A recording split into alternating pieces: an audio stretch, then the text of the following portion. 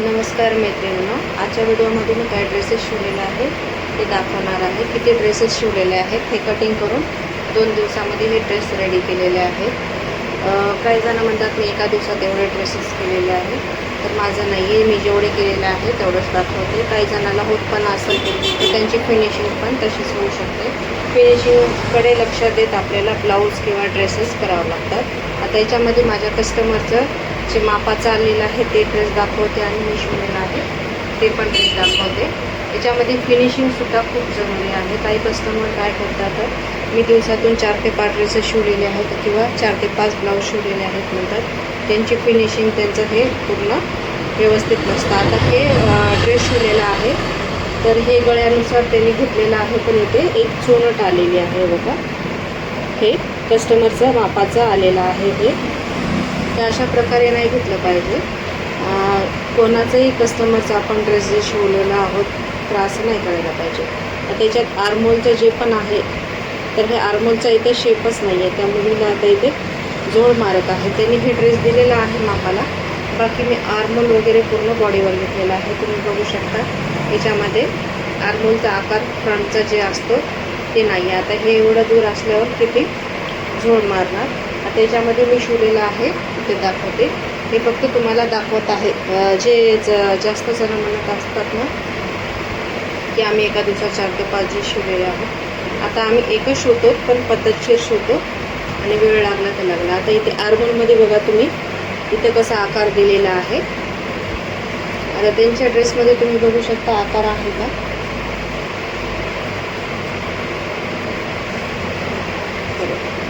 ह्या आकारामध्ये आणि ह्या आकारामध्ये किती फरक आहे.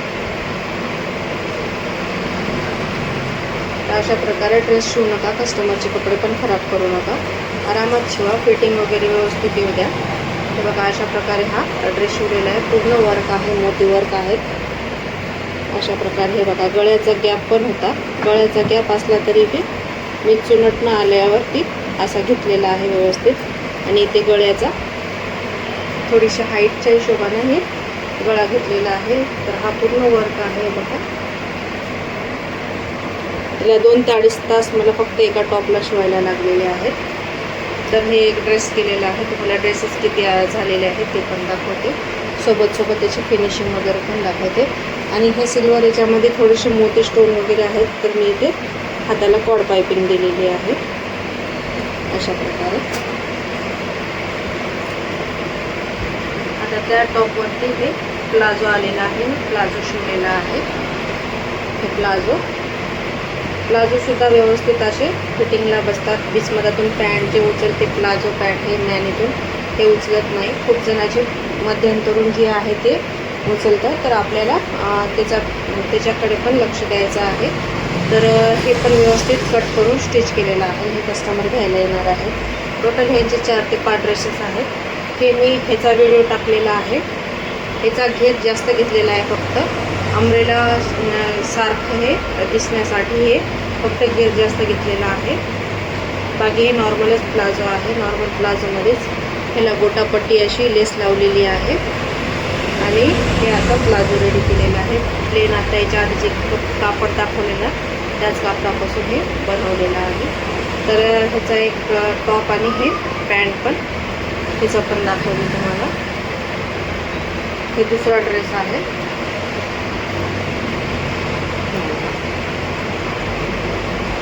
पूर्ण स्टोनवाले आहेत. पूर्ण स्टोन, खडी स्टोन वगैरे आहेत. अशा प्रकारे हे पण ड्रेस शिवलेला आहे. हाताला जशी आता हे स्टोन आहे तशी पायपिंग दिलेली आहे. अशा प्रकारे काम असतं माझं.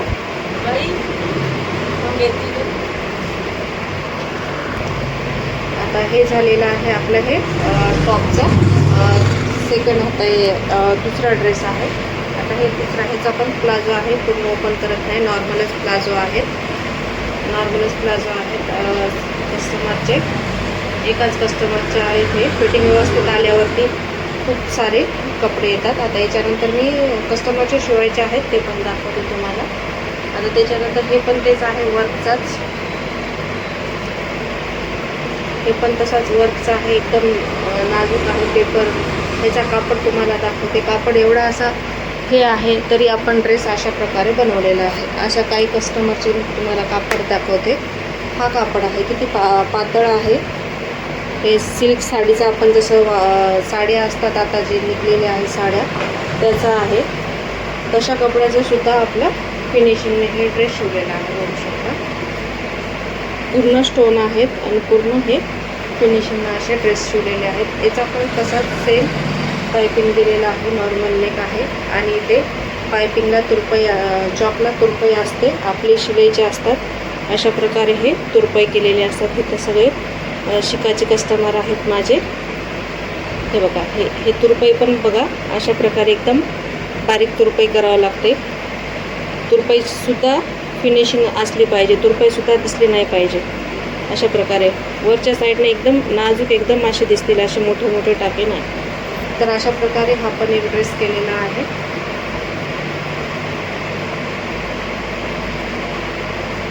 तीन ड्रेस झालेला आहे. हे आहे चौथा ड्रेस. ह्याचा पान आकार आहे, स्लीव्ज वगैरे नॉर्मल आहे. याला पण स्लीव्जला आलेला आहे. याला स्लीव्जला आलेलं होतं ते मी पायपिंग केलेलं नाही, पण एकदम इथे वर्क आलेलं आहे. त्याच्याच कडेनं आपण स्टिचिंग केलेली आहे. स्टिचिंग बी केली तरी एकदम व्यवस्थित. आता ही आपण इथून आमोरसमोर ठेवून हे स्टिच केलेलं आहे. पण दाब स्टिच आपली इथं दिलेली आहे, पण आपल्याला ओळखू नाही आले पाहिजे वरी. अशा प्रकारे द्यायला पाहिजे. जर आपण दाब शिलाई नाही दिलं तर हे कापड आहे ते असं इथून असं बाहेर निघतो. तर आपलं आता इथपर्यंत आहे तर असं कापड इथून बाहेर नाही निघणार आहे. असं वरच्या साईडला स्टिच न दिसतं आपल्याला स्टिच द्यायचे किंवा तुरपई करू शकता. ते पण तेच आहे, वर्कचाच पूर्ण वर्क आहे. ह्याच्यावर पण स्टोन वर्क. खालच्या साईडला पण हे स्टिच करायला खूप अवघड जातात असे कापड. याला शिवताना सुई वगैरे व्यवस्थित सांभाळून शिवावं लागते. त्याच्यानंतर ह्याचाच हे प्लाझो शिवलेला आहे. तर हे टोटल हे चौथा ड्रेस आहे. त्याच्यातला एक टॉप आहे, त्यांनी कस्टमर दुसरीकडे टाकलेले होते ते हे कटिंग केलेलं, त्या कस्टमरला कटिंग केलेलं आहे.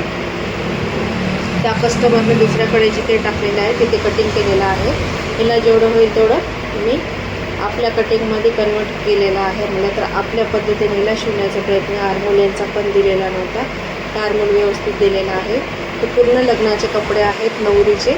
त्यांनी 10 ते काही जागी 11 जोड, 21 जोड, 50 जोड जे रुखवतावर ठेवतात ते कपडे स्टिच केलेले आहे. सर्वात आधी मी आता हे 5 ड्रेस स्टिच केलेले आहेत. त्यांचे अजून काही ड्रेसेस अजून येणार आहेत.